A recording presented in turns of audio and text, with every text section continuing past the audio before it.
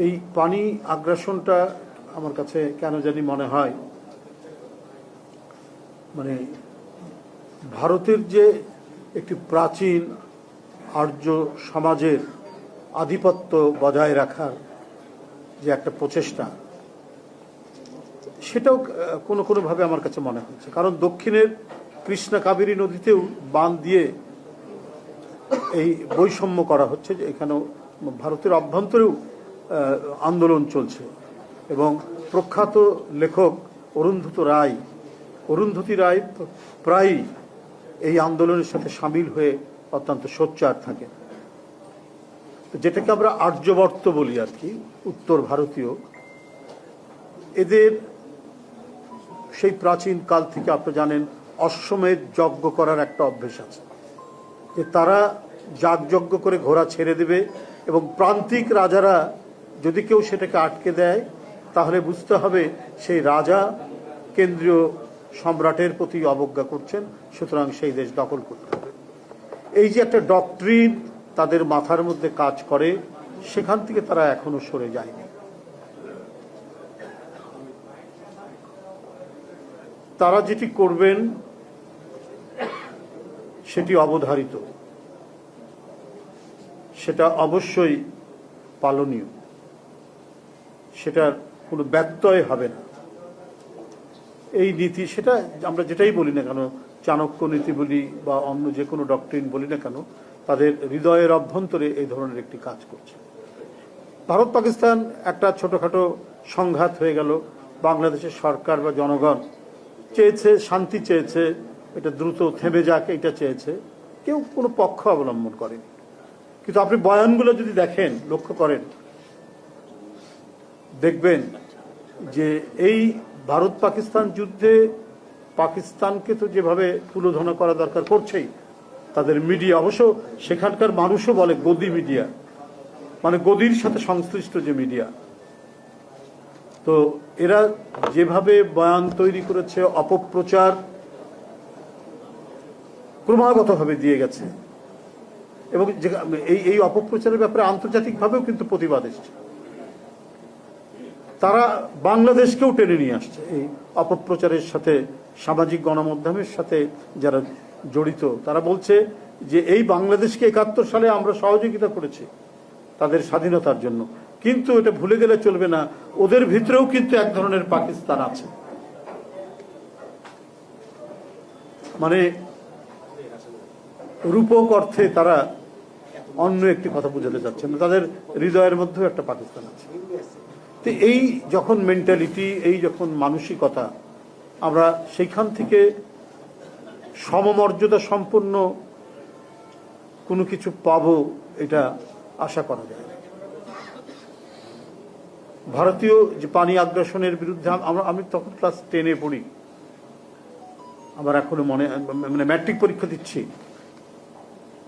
৭৬ সাল। ঘটনাটা হয়েছে ফারাক্কাতে গেছে, রাজশাহীতে জমায়েত হয়ে তারপরে কানসাটের দিকে মিছিলটা গেছে।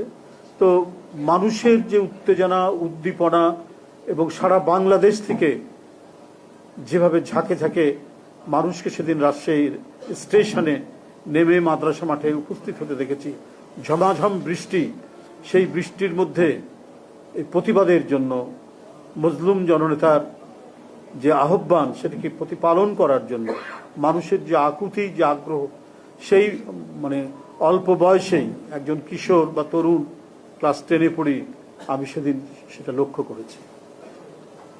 অর্থাৎ মাত্র ৩.৫ বছর আগে যে দেশটি আমাদের স্বাধীনতা যুদ্ধে সমর্থন দিয়েছে, সহযোগিতা করেছে, তাদের এই চণ্ডনীতির কারণে পানি আটকে দেওয়ার ফলে যে বিশেষ করে পদ্মার উভয় অঞ্চল, অর্থাৎ খুলনা বিভাগ এবং রাজশাহী বিভাগ যে মরুময় হয়ে যাবে, এই সম্ভাবনায় মানুষ কিভাবে প্রতিবাদে ফেটে পড়েছিল সেটা আমি সেদিন সচক্ষে দেখেছি। এক জাতীয়তাবাদী নেতার আহ্বান এবং আরেক জাতীয়তাবাদী নেতা ভেতর থেকে সেটিকে সহযোগিতা করেছে, ট্রেন দিয়েছেন, খাদ্য দিয়েছেন, চাল পাঠিয়েছেন রাজশাহী, চাঁপাইনবাবগঞ্জ, কানসাটে। মানুষরা যাতে কোনো ধরনের দুর্ভোগে না পড়ে মেডিকেল টিম পাঠিয়েছেন, সেই জাতীয়তাবাদী নেতা হচ্ছে শহীদ রাষ্ট্রপতি জিয়াউর রহমান। তিনি সরকারে তিনি ব্যবস্থাপনাটা নিয়েছেন, আর রাজনৈতিক নেতৃত্ব দিয়েছেন মৌলানা আব্দুল হামিদ খান ভাসানী। মানুষের সেই স্বতঃস্ফূর্ততা আজও আপ্লুত করে, আজও উদ্বুদ্ধ করে।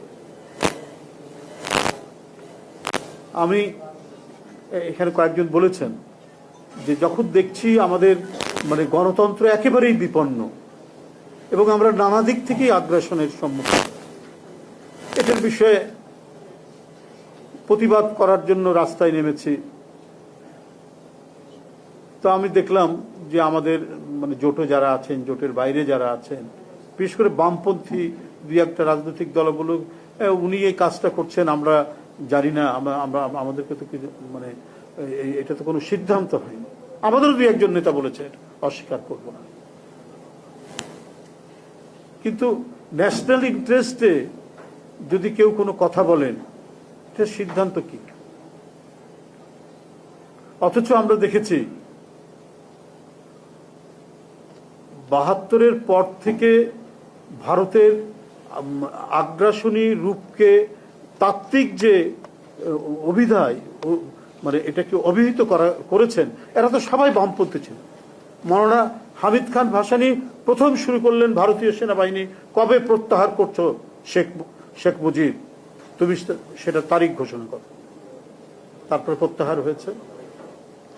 এরপরে দেওয়াল লিখন থেকে প্রত্যেকটা জায়গায় আমরা দেখেছি ভাসানী ন্যাপ, সিরাজ শিকদারের সর্বহারা পার্টি, হক তোহা সাহেবের সাম্যবাদী দল, মতিন আলাউদ্দিন সাহেবের পূর্ব বাংলা কমিউনিস্ট পার্টি, এমনকি জাসদ, যাদের দেওয়াল লিখনে কোথাও ভারতীয় আধিপত্যবাদ সম্প্রসারণবাদের বিরুদ্ধে ধরনের বক্তব্য লেখা ছাড়া অন্য কোনো লেখা আমি দেখিনি। আবার ডান দিকে যিনি বসে আছেন আজকের প্রধান অতিথি, আমি তাকে দেখেছি যে আমরা ন্যাশনাল ইন্টারেস্টে যদি কথা বলি, সে যেই হোক না কেন, যার বিরুদ্ধেই যাক না কেন, উনার একটা অকুণ্ঠ সমর্থন আমি সবসময় পেয়েছি। এই প্রেস ক্লাবে অনেক দিন আগে আমি আজও উদ্বুদ্ধ হয়, যেভাবে একটি বক্তব্য উনি রেখেছিলেন, বলে ভারত যেভাবে হাসিনাকে রক্ষা করছে, এই উপমহাদেশের পশ্চিম দিকে একটা কাশ্মীর আছে, পূর্ব দিকে আরেকটি কাশ্মীর সৃষ্টির চেষ্টা করছেন ভারত। উনার কথা, উনি একজন মুক্তিযোদ্ধা, একবার রণাঙ্গনের মুক্তিযোদ্ধা, ফ্রিডম ফাইটার, অকুতোভয় ফ্রিডম ফাইটার। আজও এ ধরনের মানুষ আমাদের সমাজে আছে। আমি যদি এই জাতীয়তাবাদী নেতাদের ধারাবাহিকতায় যাই, কখনো আমি দেখিনি যে ন্যাশনাল ইন্টারেস্টে যে কোনো আগ্রাসনের বিরুদ্ধে কথা বলতে তারা কখনো থমকে গেছে। মৌলানা আব্দুল হামিদ খান ভাসানী, শহীদ রাষ্ট্রপতি জিয়াউর রহমান, দেশনেত্রী বেগম খালেদা জিয়া এবং আমাদের যে বর্তমান ভারপ্রাপ্ত চেয়ারম্যান, তারও বক্তব্য, বিবৃতি প্রত্যেকটিতে দেখবেন ন্যাশনাল ইন্টারেস্ট এবং আমাদের গণতন্ত্রকে যেভাবে বিপন্ন করা হয়েছে একজন প্রতিভূ তৈরি করে শেখ হাসিনার মতো, তার মধ্যে দিয়ে তারা তাদের ইন্টারেস্ট রক্ষা করার যে প্রচেষ্টা চালিয়েছেন, এর বিরুদ্ধে অসংখ্য বক্তব্য তার রয়েছে। আমরা আমাদের মাটির গভীর থেকে আমরা এই নেতৃত্ব পেয়েছি বলেই আমরা আমাদের জাতীয় স্বার্থের বিরুদ্ধে যারা কাজ করছে তাদের বিরুদ্ধে আমাদের যতটুকুই সামর্থ্য থাকুক, আমরা সেটা নিয়ে কথা বলেছি, রুখে দাঁড়ানোর চেষ্টা করেছি এবং আন্তর্জাতিক ফোরামে, জাতিসংঘে এটা উত্থাপনও করেছেন আমাদের নেতৃবৃন্দ। জিয়াউর রহমান সাহেব, মরহুম জিয়াউর রহমান সাহেব করেছেন, বেগম খালেদা জিয়া আন্তর্জাতিক ফোরামে নিয়ে গেছেন। তাই যখন দেখি একটা যেন একটা প্রবণতা, একটা স্টাইল, একটা ফ্যাশন হয়েছে, ভারতের বিরুদ্ধে কিছু কথা বললে সে বোধহয় পশ্চাৎপদ, সে বোধহয় আধুনিক নয়, সে প্রগতিশীল থাকবে না, এই ধরনের একটা প্রবণতা, এটা খুব পরিকল্পিতভাবে এই মাইন্ডসেটটা তৈরি করার চেষ্টা চালানো হয়েছে। আমাদের কিছু বুদ্ধিজীবী থেকে শুরু করে অনেকের মধ্যে এই প্রবণতা রয়েছে। কিন্তু এদেশে ভারতীয় আগ্রাসনের বিরুদ্ধে, আধিপত্যবাদের বিরুদ্ধে এই শব্দ, টার্মস, টার্মিনোলজিগুলো ব্যবহারই করেছেন হচ্ছে বামপন্থীরা। কিন্তু এখন সেভাবে তারা সোচ্চার নাই। এখানে যারা রয়েছেন আগ্রাসন বিরোধী মানে এই পানির উপর বিশ্লেষক বক্তব্য রাখলেন, আরো অনেকে যারা কথা বললেন, তথা তো আরো তো মানে যে তথ্যটা এসছে যে ইয়েটা তো জানিয়েছে কি বলে ফারাক্কা বাঁধ যখন চালু করার বিষয়টা নিয়ে শেখ মুজিবকে বলেছে যে আমরা পরীক্ষামূলকভাবে চালু করব, শেখ মুজিব অনুমতি দিলেন, সর্বনাশ সেদিনই হয়ে গেল। তো সেটা না হয় জানিয়েছেন। এরপরে চুক্তি হয়েছে একটা খুবই প্যাট্রিয়টিক চুক্তি, যেটাকে বলা হয় 77 79, তখন BM আব্বাস সেটি হচ্ছে আমাদের পানি মন্ত্রী, অত্যন্ত দক্ষ একজন মানুষ। আমি তার গ্যাঞ্জেস ওয়াটার ডিসপিউট বইটা পড়েছি, সেখান থেকে আমি পেয়েছি যে সবচাইতে মানে প্যাট্রিয়টিক চুক্তি ছিল সেইটা 77 সালে যে চুক্তিটা হয়েছে, আমার তার বই থেকে যতটুকু পেয়েছি। কিন্তু এর পরে তারা আর মনেই করেনি যে বাংলাদেশের সাথে আর কথা বলা দরকার, সে টিপাই মুখ হোক, গজলডোবাই হোক, যেখানেই হোক না কেন। আমার বাড়ি তিস্তা নদী পার হয়ে যেতে হয়, গ্রামের বাড়ি। সেই ছোটবেলায় জানলার ধারে দাঁড়াতাম, সেই প্রাচীন পুরনো সে রেলওয়ে ব্রিজটা যখন পার হতো, কি খরস্রোতা সেই নদী। এখন সেই নদীর মাঝখানে চরে গ্রাম হয়ে গেছে, যমুনার চরগুলো তো গ্রাম হয়ে গেছে। আমরা কিন্তু কেউ এগুলো বিষয় নিয়ে আর সোচ্চার নয়। আমরা ফারাক্কার বিষয় নিয়ে যে যতটুকু সোচ্চার হয়েছিলাম, আন্তর্জাতিক ফারাক্কা কমিটি নিয়ে যতটুকু সোচ্চার, কিন্তু এর পরে ক্রমান্বয়ে অভিন্ন 54 নদীতে তারা যেভাবে একতরফা ভাবে কাজ করে গেছে, পানি প্রত্যাহার করছে, এই যে ইউনিলেটারাল মানে পানির যে তারা উইথড্র করছে, এটা আমরা হয় জেনেও না জানার ভান করেছি যারা পলিসি মেকার ছিলেন, অথবা আমাদের যেন কিছু করাই নাই। আমাদের ফেনী নদী থেকে পানি তুলে নিয়ে তারা ব্যবহার করছে নিশ্চুপ। এখন তো ব্যাপার হলো যে ওটা ছিল শেখ হাসিনার সরকার। শেখ হাসিনা হচ্ছে একেবারে যেটাকে বলা হয় একটি সরকার, একটি শক্তিশালী সরকার, যেটা আমি কিছুক্ষণ আগেই বললাম যে প্রাচীনকালে যে অশ্বমেধ যজ্ঞ যেটা হয়েছে, যে ঘোড়া ছেড়ে দিলে পরে যে ঘোড়াটা আটকাবে তাকেই অবাধ্য রাজা বলে তার বিরুদ্ধে আগ্রাসন চালানো হবে। কিন্তু বাধ্য রাজা তো ছিলেন, অনেকেই ঘোড়া আটকায়নি। তার মধ্যে শেখ হাসিনা ছিল মানে এমন একজন রাজা যে ঘোড়াটাকে আটকায়নি, উত্তর ভারতীয় ঘোড়াটাকে আটকাননি, এবং তাদের প্রতিনিধি হিসেবেও তিনি ছিলেন। জানার পরেও টিপাইমুখ বাঁধ তিনি করতে দিয়েছেন ফেনী নদী থেকে একতরফা পানি প্রত্যাহার করতে। এমনকি পরিবেশের ক্ষতি হবে জানা, ইন্ডিয়াতেও ভারতেও সেখানকার পরিবেশবাদীরা আন্দোলন করেছে, মিছিল করেছে, তীব্র প্রতিবাদ করেছে একটা টিপাইমুখ বাঁধের, সেখানেও তারা করেছে, যেটা করা ঠিক হবে না, এটা ভারতেও এটার এফেক্ট হবে। আরেকটা হচ্ছে আপনার রামপাল কয়লা পুড়িয়ে যে বিদ্যুৎ কেন্দ্র, সেটার ব্যাপারে যে সুন্দরবন এর 25 মাইলের মধ্যে, 25 মাইল বা 25 কিলোমিটার এর মধ্যে কোনো মানে কয়লা পুড়িয়ে তাপ বিদ্যুৎ কেন্দ্র করা যাবে না।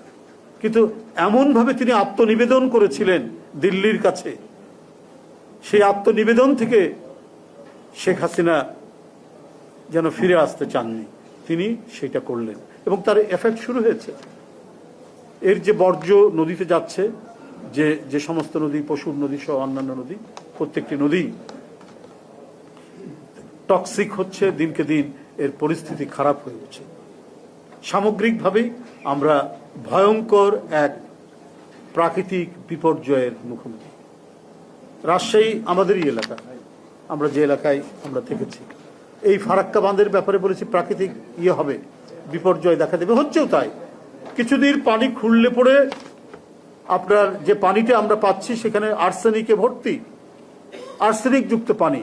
টোটাল আপনার যে বরেন্দ্র যে এলাকাটি, লালমাটির যে এলাকাটায়, সেখানে আর্সেনিক যুক্ত পানি সেখানে মানে উঠছে, এবং এটা যে হেলথ হ্যাজার্ড, যেটা স্বাস্থ্য সম্পূর্ণরূপে ঝুঁকির মধ্যে এখানে পড়েছে, শুধুমাত্র কারণে, এই ফারাক্কা বাঁধের যে এফেক্ট, সেই কারণে। তো সব মিলিয়ে আমার মনে হয় যে আগের মতো মানে ফারাক্কা কমিটি আন্তর্জাতিকভাবে করেছে। আমি সালু ভাইকে চিনি, মার্কিন যুক্তরাষ্ট্রে থাকেন, তার আন্তরিকতার এই ব্যাপারে কোনো অভাব নেই। বিপ্লবী ছাত্র ইউনিয়ন করতেন এক সময়, আমিও করেছি রাজশাহী গভর্নমেন্ট কলেজে। তো ও রিসেন্টলি সালমা মারা গেছে না? ও আচ্ছা আচ্ছা। মানে আমাদের নেতা ছিলেন, বিলপির ছাত্র ইউনিয়নে আমাদের নেতা ছিলেন, ও মারা গেছেন। জি জি, হ্যাঁ এখন ঠিক হয়। ও আচ্ছা আচ্ছা। তো যাই হোক, এই যে যারা এই উদ্যোগ নিয়েছেন আমি তাদেরকে আন্তরিক ধন্যবাদ জানাচ্ছি যে আপনারা আছেন। মানে মে দিবস 16ই মে তো ফারাক্কা দিবস, এটা আপনারা পালন করেন এবং আপনারা বিষয়টাকে ধরে রেখেছেন। যারা মাওলানা ভাসানীর অত্যন্ত ঘনিষ্ঠ মানুষ এবং যারা জাতীয়তাবাদী, আমি দল বলবো না, মানে ন্যাশনালিস্ট বলতে ট্রু সেন্সে যেটা বোঝায়, আপনারা সেই মানুষরা যারা এটিকে নিয়ে কাজ করছেন। তো যাই হোক, আমি আপনাদের সকলকে ধন্যবাদ জানিয়ে আমাদের প্রধান অতিথি আছেন, তিনি বক্তব্য রাখবেন, তার বক্তব্য শোনার প্রত্যাশায় আমি আমার